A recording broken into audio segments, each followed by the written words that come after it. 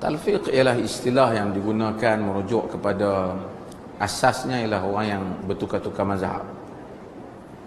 Daripada satu mazhab dia masuk kepada mazhab yang lain. Para ulama telah bincang hal ini. Tujuan mereka bincang hal ini ialah beberapa sebab. Antaranya kerana ada kemungkinan orang-orang tertentu misalnya mengamalkan satu pandangan agama di atas dasar bukan kerana dalil, tapi kerana dia rasa yang tu mudah. Kemudian dia pindahkan mazhab dia, bila dia nampak susah dia masuk mazhab lain pula. Misalnya dia percaya macam ni A, tapi bila amalan dia tu dah bercanggah dengan apa yang dia percaya dalam mazhab yang pertama, dia kata dia masuk kepada mazhab yang kedua. Ini menimbulkan perbincangan di kalangan para fuqaha. Hadirin dan hadirat yang dirahmati Allah. Yang pertama, di dalam amalan agama kita disuruh mengikut apa yang kita yakin benar. Kita kalau Allah suruh kita ikut apa yang kita percaya ia benar berdasarkan kepada dalil Al-Quran dan hadis. Kebenaran hakiki Allah Subhanahu wa taala yang tahu. Tetapi kita nak mengukur kebenaran bagaimana? Kena ada dalil lah, Quran dan sunnah. Maka asalnya kita ikut Quran dan sunnah.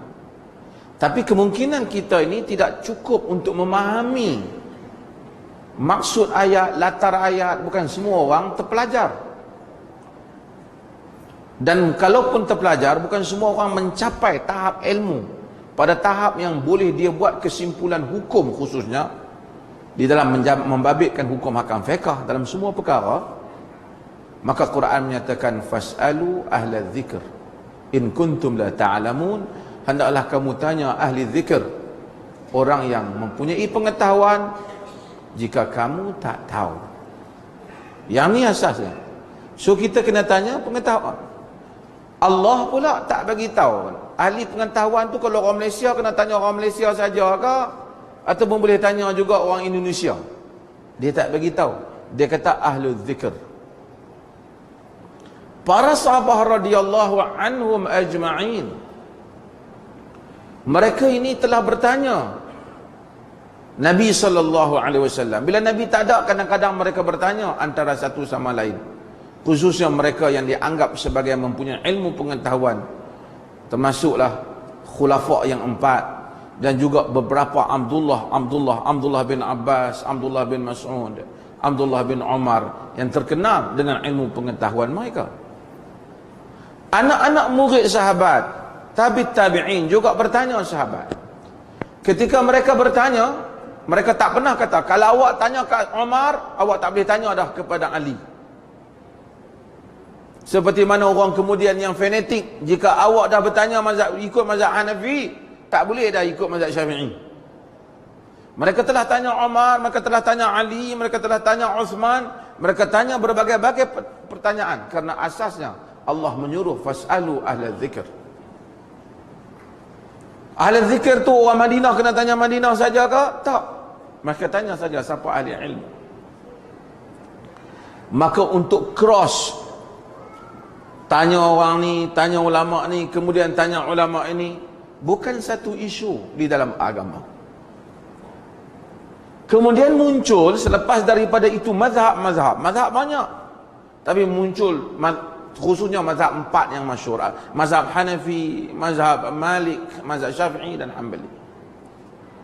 Imam-imam itu sendiri tidak pernah menyatakan jangan ambil ilmu daripada Malik atau jangan ambil ilmu daripada mazhab Abu Hanifah. Bahkan mereka sendiri Al-Imam Syafi'i menyebut an-nasul fil fiqh iyal ala Abi Hanifah. Manusia dalam fiqh terhutang budi dengan Abu Hanifah. Imam Syafi'i mengambil ilmu daripada Imam Malik. Kemudian apabila dia ke Baghdad, dia mengambil ilmu daripada Muhammad Hasan Asy-Syaibani, yang merupakan tokoh besar di dalam mazhab Hanafi. Imam Ahmad mengambil daripada Imam Syafi'i. Dan mungkin juga Imam Syafi'i banyak mengambil juga hadis daripada Imam Ahmad bin Hanbal. Dan ini tidak menjadi masalah. Cuma datang orang kemudian mula fanatik.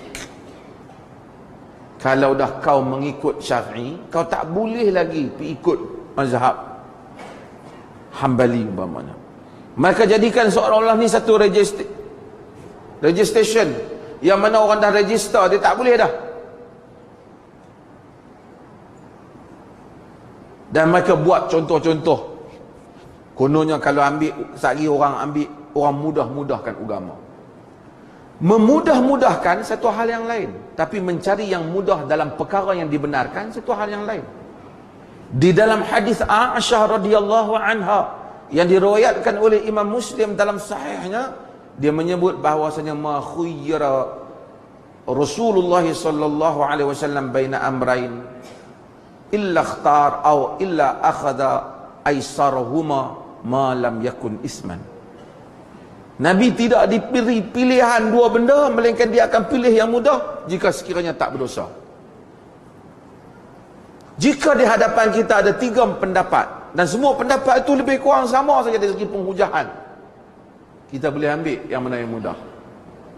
Tetapi jika kita yakin yang betul pendapat A, dari segi dalil apa kita yakin tu, tapi oleh kerana kita rasa hari ni nak ikut B lah pula, walaupun kita rasa tak berapa tak betul di sisi kita, itu bermaksud talfiq yang dilarang, melainkan ada tabrir yang lain. Itu maksud ada talfiq yang dilarang. Boleh azan dulu.